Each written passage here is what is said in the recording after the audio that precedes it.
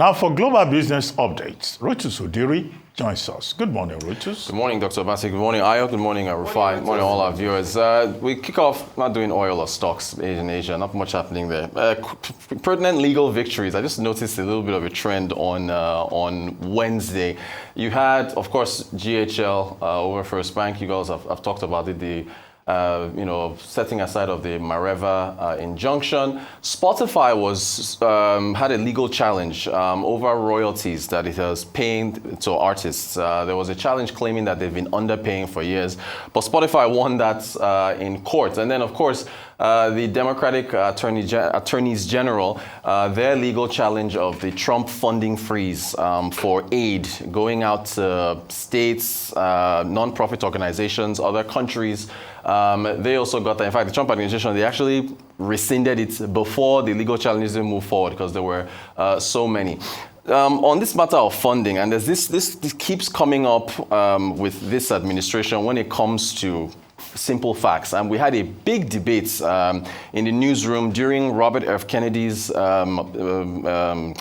Senate confirmation hearing over vaccines and stuff. Caroline Leavitt, who is the youngest press secretary in U.S. history, she's only 27 years old.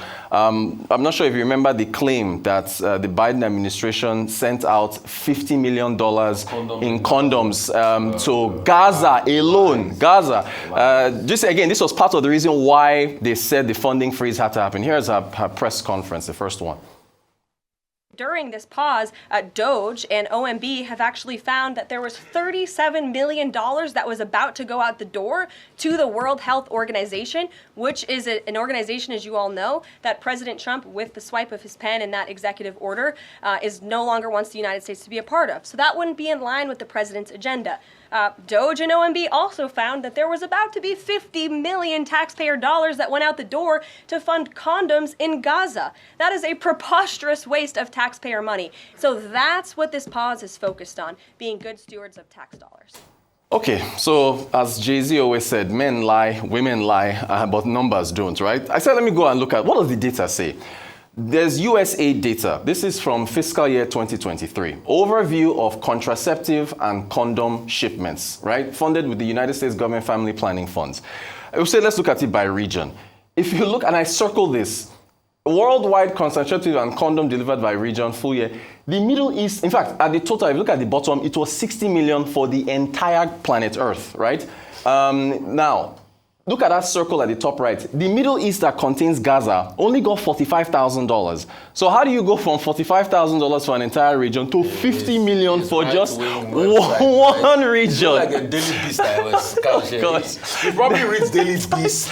and the numbers are there. Okay, look, ironically enough, on that, Daily Beast and ironically, this was 2019 under the Trump administration. The Trump administration, look at the bottom there, 39.1 million is what they sent out. The Middle East got 1.1. So it's clearly a false claim, and the funding freeze was going to affect so much. That's the reason why they backed up. You all have talked, not really much to add on the GHL matter with respect to that legal challenge. Essentially, Federal High Court in Lagos, you talked about the Mareva injunction on accounts set aside, ruled incompatible, and directors are seeking damages there.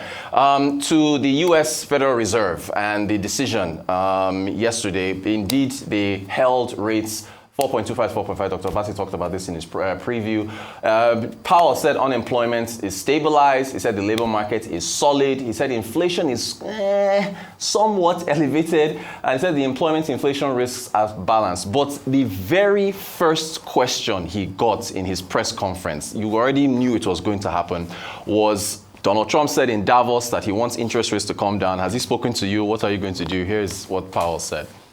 Chairman, at a event in Davos, or to Davos anyway, the president said he'll demand that interest rates drop immediately. So I guess I have a three-part question. Has the president done this to you? Has he made that demand? Secondly, what is your response to that? And third, what effect, if any, does a president making these kind of remarks have on policy? Thank you. Three questions.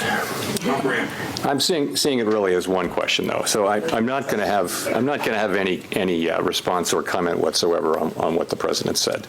It's not appropriate for me to do so. The public should be confident that we will continue to do our work as we always have, focusing on using our tools to achieve our goals and really keeping our heads down and doing our work, and that's how we best serve the public. Can you just comment on whether he's physically communicated his demand to you? I've had no contact. Thank you. Thanks.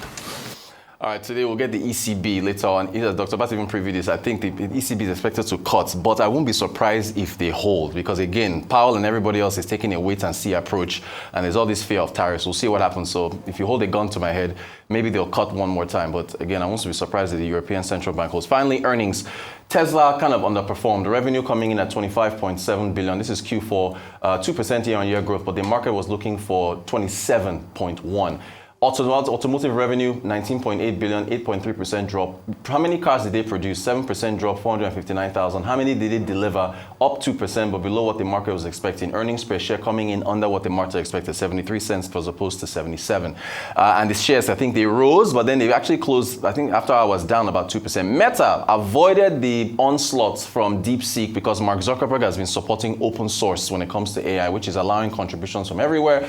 Also in his earnings call, he was very bullish on the future of AI. Meta is, I think, the best of the technology stocks so far because NVIDIA has been pounded so badly. Revenue, $48.4 billion for Q4. Year-on-year, 20%. Estimates were 46, beats the street's earnings estimates. DAUs, daily active users, 3.35 billion, 5% increase. EPS coming in $8. Estimates were 6. Net income, 20 billion, continuing to rise. Meta doing pretty well. Shares up. Microsoft wasn't really the same thing. Microsoft's issue, and again, their own fiscal is a bit different. Q2 2025.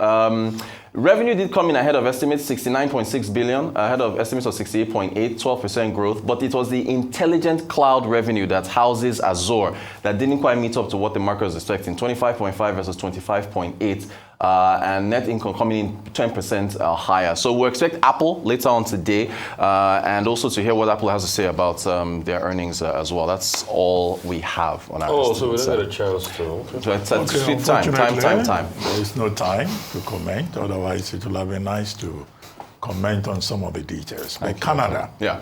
They reduce interest rate by 25 basis points. Inflation is around 2%.